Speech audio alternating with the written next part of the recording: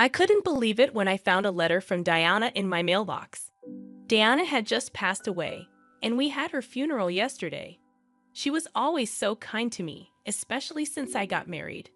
We used to go out to eat and shop together, and we became close friends even though she was older than me. I was really sad when she suddenly passed away. Even after her funeral, it was hard to believe she was gone. So when I saw a letter from Diana, I was shocked. I hurried to read it and discovered something surprising. Diana had arranged for this letter to reach me after she passed away. She had asked the church's pastor to give it to me. In the letter, Diana told me to open a secret door in her closet at my in-laws' house. She explained how to do it and said I should go alone. I checked the time and knew everyone would be out. Jimmy, Diana's brother-in-law, his wife, and their kids were at school or work. So I went straight to my in-laws' house, used my key, and followed Diana's instructions. Luckily, the secret door opened, and inside, I found a message. It said, "My name is Olivia. I'm 35 years old, and I work as a web designer from home. 5 years ago, I married Fred, who is 4 years older than me. We were introduced by a friend, and we still have a great relationship. However, despite our desire for children, my husband Fred and I hadn't been able to conceive. Diana was always supportive during this tough time. She would tell me not to worry, and she often cheered me up by suggesting we go to a new waffle shop by the station to lift my spirits. Diana's encouragement helped me overcome my worries about not having children. Even though I still wanted kids, Fred and I decided not to pursue intensive fertility treatments and instead hoped for things to happen naturally. Fred traveled a lot for work, so when he was away, Diana and I would spend time together, going out for meals or shopping. We became good friends despite our age difference. Diana lived nearby, in the same house as my brother-in-law Jimmy and his family, who had 3 children. While Diana got along well with them, Jimmy and his wife weren't as understanding. They would often make hurtful remarks about our childlessness. Brittany, Jimmy's wife, would say things like, "Olivia, still no kids? We have 3 adorable ones, you know. It's like you're dishonoring your parents by not having any. Just cut ties with Diana already."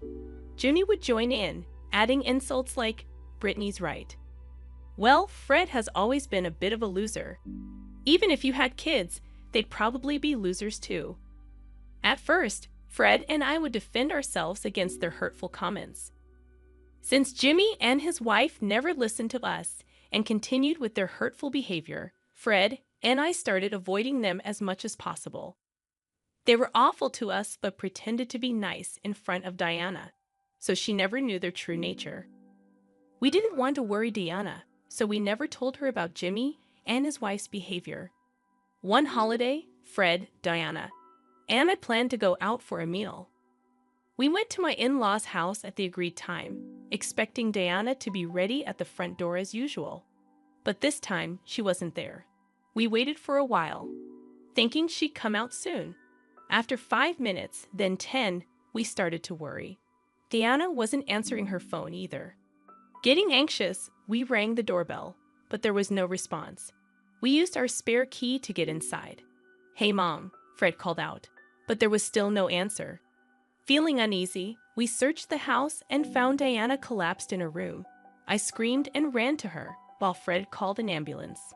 The house was empty, as Jimmy and his family must have been out. The ambulance arrived in about 8 minutes, but sadly, Diana passed away. It was a stroke. Fred and I couldn't believe she was suddenly gone from our lives. We cried so much, it felt like we'd never stop. Despite our grief, we had to prepare for the funeral. We couldn't stay sad and withdrawn forever. The funeral was small, with close relatives and family. Jimmy, Diana's eldest son, acted as the family representative. We coordinated with Jimmy for the arrangements, but I sensed he wasn't truly mourning Diana's death. At the funeral, he fulfilled his duties as a family representative, but it seemed minimal. After a brief chat with the relatives, I called for Fred as I had left the gathering abruptly. The relatives seemed displeased and looked at Jimmy with disapproval. At the meal with relatives after the funeral, Jimmy was the first to sit down and didn't bother getting up even when Fred greeted him. He just drank beer, and Brittany did the same. Fred and I hurriedly went around thanking the relatives for coming and sharing memories of Diana. Jimmy and Brittany's children were too busy playing with their handheld gaming devices and laughing loudly, which seemed inappropriate for a post-funeral gathering. None of Jimmy's family seemed to mourn Diana's death. The relatives sensed this and avoided speaking with Jimmy and his wife, choosing to share farewells and memories with Fred and me instead. Despite the relatives' changed attitudes, Jimmy's family's behavior remained the same. They kept ordering beer, discussing inheritance and vacation plans, which felt disrespectful considering how much Diana had done for them. I couldn't help but feel disdain toward Jimmy's family. The next day, Fred left early to take care of formalities alone. At home, I checked the mailbox for the newspaper and noticed an envelope inside. I picked it up and was surprised to see it was addressed to me from Diana. How could there be a letter from Diana? I went back to the living room to open it. Inside the letter was something unexpected. Diana had arranged with the church's pastor to send this letter to me after her passing. It included instructions to open a closet in Diana's room at my in-laws' house, find and open a hidden door within the closet, and contact a lawyer Diana had dealt with. The final instruction was to ensure I carefully opened the closet alone and read Diana's letter repeatedly. Though Diana had slender handwriting, it was bold and forceful. Her powerful signature seemed to embody her essence. Deeply moved, I checked the clock. It was 9:00 a.m., and the in-laws' house should be empty now. I quickly got ready and headed there. The children would be at school, and Jimmy and Brittany likely left early. I had seen on Brittany's social media that they were going out together, despite it being the day after Diana's funeral. If the post was accurate, no one would be at the house. I needed to go now. I might not get another chance. Using my key, I entered the house slowly. The absence of Diana's welcoming smile made my heart ache. Pushing back my pain, I went into Diana's room, opened the closet, and reached for the hidden door as instructed in the letter. Thankfully, it opened without a problem. I sighed with relief and checked what was inside. There were the items Diana mentioned in the letter and an additional document. I was overcome with Diana's love and almost cried, but I knew I had to leave quickly. It would be disastrous if someone came back and found me there, especially since Diana's letter instructed that I do this alone. I took the documents with me and returned home. I contacted the lawyer mentioned in Diana's letter to inform them of her passing. Just as I was about to contact Fred and Jimmy's family to plan a gathering, I received a message from Brittany. She said they had important news and wanted everyone to gather at the in-laws' house this week. What could Brittany possibly want to discuss? I had no idea. Feeling skeptical but uneasy about refusing, I decided to accept Brittany's suggestion to gather at the in-laws' house over the weekend. When Fred and I arrived, I felt tense. Jimmy and Brittany had unpleasant smirks on their faces, and their children were not around, likely left with someone else. As soon as we sat down, they presented us with a document. "This is Diana's will," Brittany declared confidently. The signature on the will was indeed Diana's, and it stated that all her assets were to be inherited by Jimmy and his wife. It says here that we, the couple, are to inherit the entire estate. So you guys won't get a single cent from the inheritance. Too bad? Jimmy laughed vulgarly, his face twisted in an ugly grin. Fred was perplexed, but I silently stood up and returned with Mr. Smith, the lawyer who had been waiting outside. Jimmy and Brittany were confused by the sudden appearance of the lawyer, and Fred was surprised, not knowing the lawyer had been waiting outside. "This is Mr. Smith, a lawyer who Diana had been close with for many years," I introduced briefly. Jimmy and Brittany's expressions turned to anger. "A lawyer? Why did you bring someone like that here?" Jimmy shouted. "It was Diana's instruction. She wanted Mr. Smith to help with the property settlement agreement to make things smoother," I explained. "We don't need a lawyer." Jimmy slammed his hand on the table, gesturing to Diana's will. Mr. Smith calmly raised his hand. "Are you certain this document was entirely written by Diana herself?" he asked.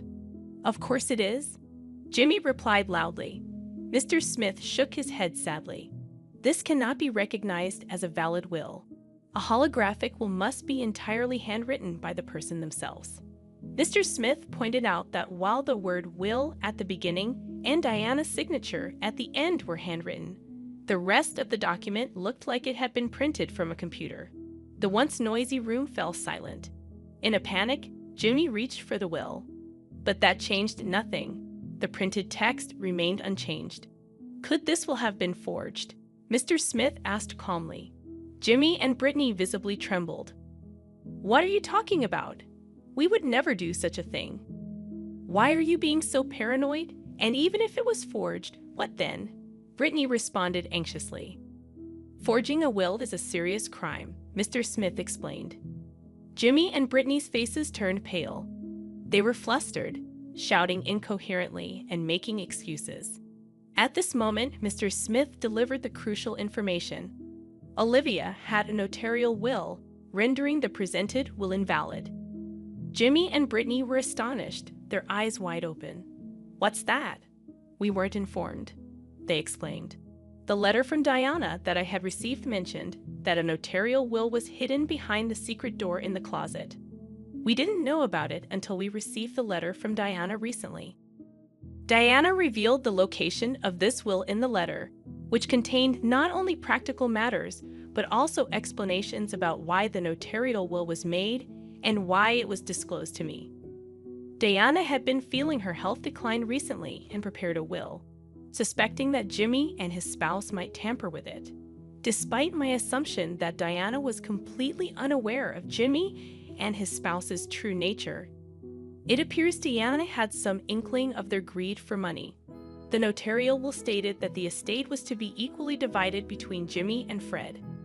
Jimmy and Brittany were in shock, their eyes wide with astonishment. At that moment, Jimmy seemed to have an epiphany and exclaimed loudly, "That's right. But the beneficiary of Mom's life insurance is me, isn't it? It must be set to me, the eldest son." I announced in a cold voice, "In addition to the notarial will, Diana also entrusted me with a life insurance policy. I am named as the beneficiary, inside the hidden door of the closet. There was not only the notarial will, but also the life insurance policy." Jimmy and his wife stared at the documents in disbelief. "I didn't hear about this. I don't know anything about this," Jimmy protested, banging on the table. "It's normal not to be notified when the beneficiary of a life insurance policy is changed," I replied calmly. Fred, looking puzzled, asked me, "When did Mom entrust Olivia with these?" I had no idea. Did she not want to tell me? I smiled at Fred and explained, "It was written in the letter from Diana. She wanted to tell you as well, but it was safer to entrust it to just me to avoid Jimmy and his wife catching on." "I see. You and Mom were really close after all," Fred remarked. While Fred and I were talking, Brittany interrupted us hysterically. "I won't accept this. Why should you, whom never even showed Diana your children, inherit her estate? This is ridiculous. I can't accept this at all." "That's right. You childless ingrates don't deserve Mom's estate. We lived with her just for the inheritance. It's outrageous to split it. The entire estate should be ours," Jimmy exclaimed angrily. Brittany was red-faced and yelling, continuing with her selfish claims. "We have 3 children, you know. As compensation for not giving Diana grandchildren, you should relinquish the entire estate to us for our children's future. We who gave her 3 grandchildren are far more worthy than you, so the estate should all be ours." Unfazed by Brittany's fervor, I calmly stated, "What you're saying is nonsensical. Please calm down, Brittany." Infuriated by my composed demeanor, Brittany yelled, "Your smug attitude is infuriating. Just give us the money, useless woman." She then lunged at me. Fred and Mr. Smith quickly intervened, but Brittany managed to punch me in the head before they could stop her. "Ouch!" I cried out. Brittany's hands, adorned with several large rings, felt like brass knuckles, causing a dull pain that made me cry out, "Stop it." Fred and Mr. Smith pulled Brittany away, but she still unrestrainedly reached out to me again in her frenzy, demanding, "Give me the inheritance. I deserve it all more than you do. I have 3 children after all." Brittany's eyes were bloodshot, her face demonic. Jimmy encouraging Brittany in such a manner enraged Fred, who called the police. "Go on, do it," he urged. Soon after their arrival, Fred and Mr. Smith explained the situation to the police. Jimmy and his spouse were then taken away by the police. Left behind, Fred and I thanked Mr. Smith and decided it was best for him to go home for the day. What was supposed to be just a discussion about creating a property settlement ended up being a terrible ordeal. Fred and I solemnly agreed to visit later with some sweets as an apology. Fred was very concerned about me being hit by Brittany, but when I told him that the headache had completely subsided, he seemed relieved. Amidst the tumultuous developments, I muttered to myself, that was quite an intense experience. Then, Fred shared his thoughts with me. "You know, Brittany always makes a big deal about her kids. She's always said how great she is for giving Mom 3 grandchildren. Don't you think she's too obsessed with money?" "Indeed," I replied. Brittany had always overly emphasized her children, and her greed for money earlier was intense. "Well, yes," Fred continued. "Even with the inheritance, Diana wanted to divide it equally. Brittany's desire to claim everything was abnormal, and her terrifying demeanor while hitting me was chilling." Fred fell silent, lost in thought. "What's wrong? Is something bothering you?" I asked, unsure of what Fred was getting at. "Yeah, there's something I've been thinking about," Fred replied. "I want to suggest to my brother that we should do DNA testing for his 3 children." I was taken aback by Fred's unexpected suggestion. "DNA testing?" "Yes, and I'm thinking of suggesting an investigation into Brittany's background too. Something just doesn't sit right with me. It's just a hunch." Although I felt it might be unnecessary, I knew Fred's instincts had often been right in the past. "All right, if you think so, let's propose it to Jimmy." When Fred brought up the matter with Jimmy, Jimmy ridiculed and yelled fiercely at him. "Just because you can't have kids, don't go doubting mine," Jimmy protested, snatching the DNA testing information from Fred as they parted, indicating some underlying concern on his part. The first results from the DNA testing of Jimmy and the children revealed that the 2 youngest were not biologically related to Jimmy. I had my suspicions about the youngest since they didn't really resemble either parent, but the middle child too. Fred was speechless. Perhaps motivated by the results, Jimmy also conducted a thorough investigation into Brittany's background. It was revealed that Brittany had relationships with multiple men even before marrying Jimmy. Moreover, she had recently been discovered by the wives of her lovers, who then demanded compensation from her. Brittany, who spent more time at home than Jimmy, had been meticulously hiding this correspondence. The total amount of compensation demanded was far beyond what could be covered by Brittany's salary or savings. As a result, Brittany was desperately trying to secure Diana's entire estate for herself. Naturally, this led to a violent confrontation between Jimmy and Brittany, throwing objects at each other and engaging in a physical fight. Their confrontation escalated to the point where blood was shed, and a neighbor, unable to tolerate the noise any longer, called the police. The arriving officers ended up taking both parties away. Already under scrutiny for forging Diana's will, now they had committed assault as well. When the police investigated the 2, it seems they uncovered numerous other offenses, including theft and harassing wealthy individuals. As a result, Jimmy and his spouse were sentenced to prison. Fred and I were deeply troubled about what to do with the 3 children left behind. With Diana gone, we were their closest relatives. After considering taking in Brittany and Jimmy's children, we ultimately decided against it.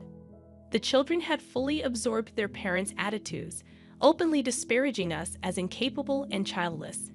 The eldest, Ricky, who was 14, was old enough to understand right from wrong, and even the youngest, at 7, should have had some sense of appropriate behavior.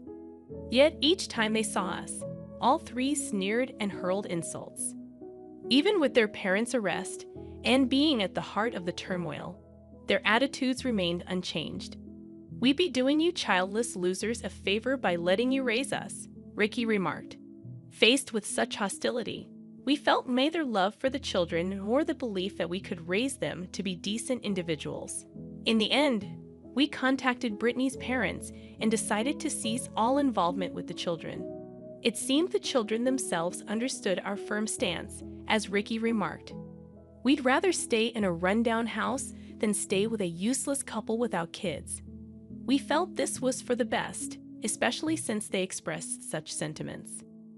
It's worth noting that we never disclosed to the children the fact that the two younger ones were not biologically related to Jimmy. Whether to reveal the truth or not is something we've left to Jimmy, Brittany, and their relatives. Fred and I decided to use the estate Diana left us to make a fresh start by moving to a distant location. It was a place rich in nature with lots of greenery, and both Fred and I were able to fit in quickly. There's a charming waffle shop near our new home, and every time we pass by, I think of Diana and how I would have loved to take her there if she were still alive. Soon after we moved, I was blessed with the child I had long wished for. When I used the pregnancy test and saw the positive result, I couldn't help but shout in surprise and overwhelming joy.